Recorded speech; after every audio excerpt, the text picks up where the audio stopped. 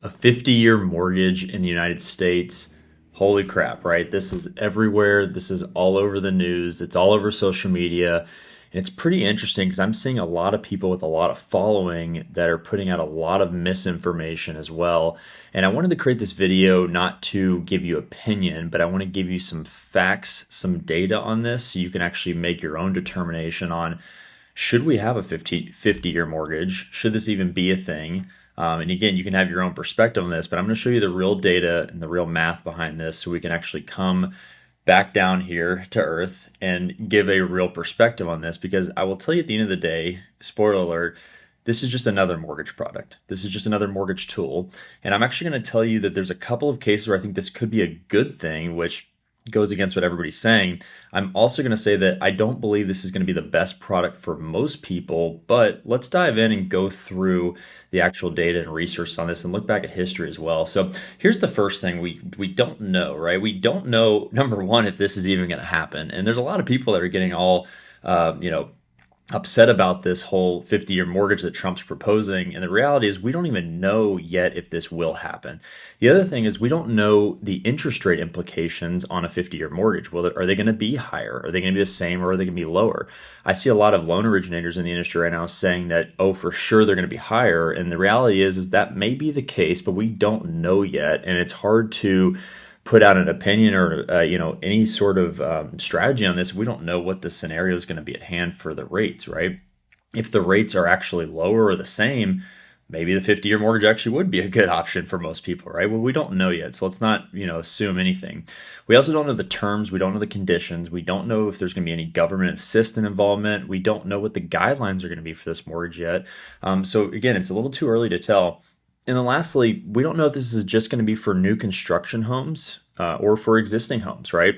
Or even, maybe it's going to start with new constructions. Because if we actually look back at what history says, and this, I pulled this straight from Chase Bank's website, and not that I'm a proponent of Chase Bank, but I just wanted to show you this is on their website. So how did the 30-year mortgage start? Because the 30-year mortgage is what most Americans take out today. But if we actually go back in 1948, Congress authorized the 30-year mortgage for both newly constructed homes, but then here's the key, in 1954 for existing homes. So existing homes would be homes that are already built. So it actually took 6 years for the 30-year mortgage to even hit existing homes. It was more of a new construction product during that time frame. So maybe that's what we're going to see here. Again, too early to tell. But ultimately, it came widely adopted in the 1960s. And so it hasn't, it has been around for a while, but it hasn't always been around. And so I'm not saying that the 50-year mortgage is going to become the norm, but if you look historically, sometimes it takes years and years and years for these things to pan out, right? Maybe we'll have 100-year mortgages, right? All jokes aside. So if we actually do look at the norm, 30-year is the norm, like I was saying. And if you go with Fannie Mae's data, Freddie Mac, the two largest mortgage lenders for conventional loans, HUD, Ginnie Mae loans for FHA and VA, 80 to 90% or over 90% of mortgages are 30 years. And the share of mortgage in the United States, smaller amount is 15-year mortgages. So 30-year does dominate the market right now because of affordability situations that goes on. And so again, people are getting all twisted about this whole idea of 50-year mortgages, but some people don't realize some of the other non-traditional loans that are already in the market, right? We have interest-only loans, millions of interest-only loans that are in the U.S. housing market right now. We've got variable rate mortgages, not as popular as they used to be back in 2008, but they're still there. Another thing is DSCR loans, so investment property loans where you actually don't have to show any income on your taxes or any job income. It's solely an investment property rental income perspective, right? And so again, people can call that risky. 40-year terms with interest only, bank statement loans. We don't have to use tax returns to qualify. We're going to use a client's bank statement deposits to qualify. And more and more, there's hundreds of loan products out there. And so I just kind of summarize this as that a 50-year mortgage is just another mortgage product. But it's a really great news headline, and it's really causing some upheaval. I think Dave Ramsey checked into the hospital the other day because he was all, out of it. But anyways, so let's go through the problem we face right now is this, and then it's affordability. But if we actually look at the median age for U.S. home buyers, and this just came out for 2025, the average first-time home buyer, so the median first-time home buyer's age is 40 years old in America, right? This is a very bad stat. I'm on a mission to try to reverse this and change this and get this number down because, at the end of the day, I'm not going to lie here and say that home ownership is affordable. It's gotten less affordable and it's now taking more strategy. And I honestly feel like that's my role and duty as being in the mortgage business, is to help homeowners still achieve, the idea of the American dream, still achieve net worth, still achieve financial freedom. And real estate is still a great tool to do that. And so let's actually go through the 50-year mortgage, but let's also look at a couple other things. And people don't realize that, when you look at the total interest of a 15, 30, and 50-year mortgage, there's a big spread. But all mortgages have loaded front interest, and there's no getting around this. This is basic mathematics. And if you look here in those especially first 5 years, most of a loan is interest, right? Even on a 15-year mortgage, right? If we actually break this down, let's look at a $500,000 mortgage. I want everybody watching this to roll up their sleeves, focus in here, and really look at this. So a $500,000 mortgage at a 6% rate, 15-year, 30-year, and a 50-year, we have a $4,219, so $4,219 a month payment on a 15-year, $2,997 for a 30-year, $2,632 for a 50-year. And so when you look at the savings, okay, well, a 30 versus a 50-year, you're only seeing $365 a month. And that's kind of the idea, is like, why would you take an extra 20 years for a mortgage if you're only saving $365 a month, right? Well, let's go in and look at this, because what some people aren't talking about, though, is the interest paid in the first 5 years. If you actually look at a 15-year mortgage, the first 5 years, you're paying $133,000 of interest in the first 5 years. On a 30-year mortgage, $145,000 of interest. And then on a 50-year mortgage, $148,000 of interest. And so the reason I'm saying this is that, again, I'm not saying everybody should go take out 50-year mortgages, but interest is front loaded, especially in those first 5 years. And so when you're looking at a mortgage strategy, a 30 versus a 50 years, only a difference of $3,600 of interest in those first 5 years, and you do save $365 a month. So again, if we start scrolling down, though, this is where it gets interesting. If you go over 30 years, the total interest of a 30-year mortgage would be $579,000 on a $500,000 mortgage. So you're actually paying more interest on a 30-year mortgage than the money you borrowed. On a 50-year mortgage, you're at $1,079,000 on a $500,000. So you're paying twice as much interest as the actual amount borrowed. Now, here's the question, though, is that how many people would actually hold a mortgage for 50 years, or much less stay in a home for 50 years? You also have to consider refinancing and rate cycles, right? The average American holds a mortgage for about 7 to 8 years, depending on the loan amount and the area. And so even if somebody were to take a 50-year mortgage, or a 30-year mortgage for that matter, they're unlikely to hold that mortgage for the entire term. But let's just call a spade and say they do. Obviously, it's a lot more interest. And so those first 5 years, a 50-year mortgage could actually be a vehicle for somebody to create affordability. Now, again, I'm not saying that's for everybody, but just to break down the math, let's just go mathematical here. So the other perspective is, what if we actually invested that difference, right? If we're comparing a 30 versus a 50-year mortgage and we do save $365 a month, and we start to look at the interest over time, okay, 5 years, you're going to pay an extra $3,500 of interest. 15 years, an extra $40,000 of interest. 30 years, you would pay $235,000 of extra interest, and 50 years, another $500,000 of interest. Negative, negative, negative, negative, right? Well, what if we did take the $365 a month of savings and we did invest that into a stock account or investment account, producing a 6% rate of return? Now, 6% is more of a conservative long-term average. If you look at the average S&P 500 return, which is the largest 500 companies in the stock market in the United States, it's produced around a 10% rate of return. So we're going to be more conservative here. But if you do a 6% return over 5 years, you would actually have a balance of almost $25,000 in that investment account, which is well more than the interest you actually paid over the first 5 years. So again, just something to think about.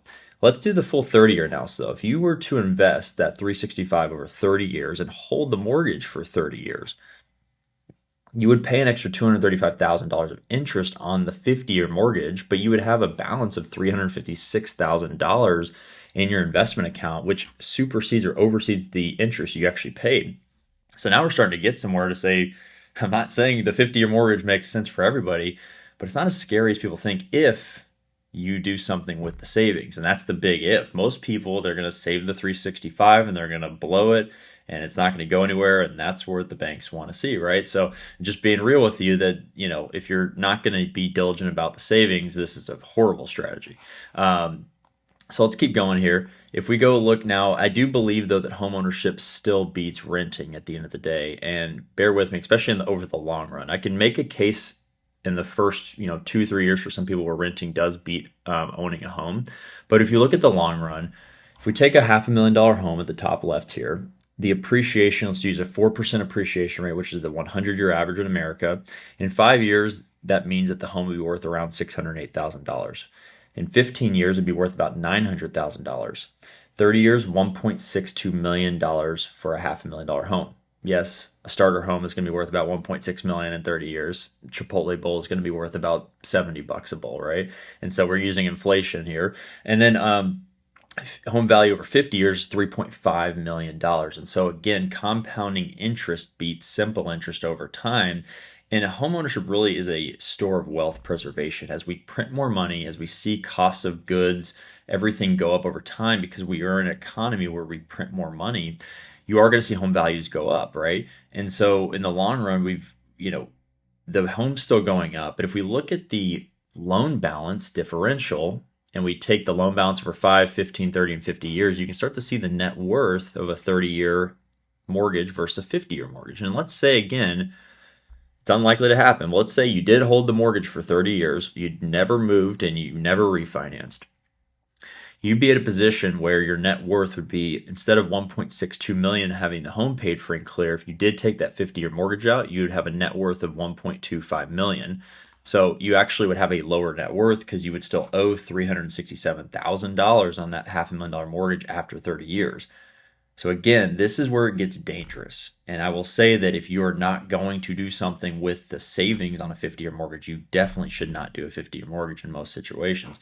Now, if you were to have saved, though, the $365,000 at 6%, again, being conservative, you would have that $356,000 balance in your investment account, which would basically cover almost the difference between the net worth gap. And you would also have flexibility of a lower payment along the way. Again, personally speaking, for people that own primary residence, I am a big proponent of getting debt free. I do believe that, it's better to pay off your mortgage faster in most situations if it's a primary residence and if rates are where they're at today. When rates are 3 to 4%, different conversation. But if rates are in the sixes, I don't see it as a bad idea to pay down a primary residence, get debt free. And a lot of my clients actually close over the last few years in 30-year mortgages, but we're already refinancing and dropping the rate down to 15 and 20-year mortgages to lower the interest and shave off a ton of interest over the life of the loan. But again, everybody's financial fingerprint is different, right? And so let's go through the pros and cons here of the 50-year mortgage. The pros is it actually can be a good tax tool for investors and improve their cash flow. One of the things that not a lot of people talk about is all of that interest on the 50-year mortgage that everybody's scared of is completely tax deductible if you own as an investment property. And so investors, in my opinion, I see investors that are going to be using this product as a tax break tool and to improve cash flow, but also to increase their write-offs against the rental income on their properties. And in the long run, too, I do see buying a home, even with a 50-year mortgage, still making more sense than renting for 50 years. That's for sure, mathematically speaking. But if on the cons, it does pay considerably more interest over the life of the loan. And I would say it's not really an ideal strategy for primary residence for most people because of the amount of interest over time you're going to pay. But if it does allow you to get into a better home in a better neighborhood for a better, price, all that type of stuff, like maybe it does make sense to do it or at least explore it, right? The thing is that we're all assuming and we don't realize that everybody's situation, and this is where the summary I'll put is that every consumer has their own financial fingerprint. And what I mean by is everybody has their own human fingerprint and everybody's is different. And so don't judge, don't assume somebody else's situation. Understand that everybody's in different positions of life. And the key is that you need a true mortgage advisor and financial advisor to help you through these large decisions, right? Before you take out 6 figures or 7 figures of debt, have a consultation, go through your situation. And that's where I leave you with get started, right? Go through, book a discovery call with us. or go ahead and get the pre-approval process using these links, or you can use the links below in the video. We'd love to help you out. There's no obligation, there's no cost to go through this, and we start with soft credit checks for our clients when we're going through that pre-approval process, because we want to educate you through this and help you plan, not rush through it, but take your time through it so you can make a smart financial decision with home ownership. So appreciate you taking the time to watch this today, and we look forward to serving you and your family.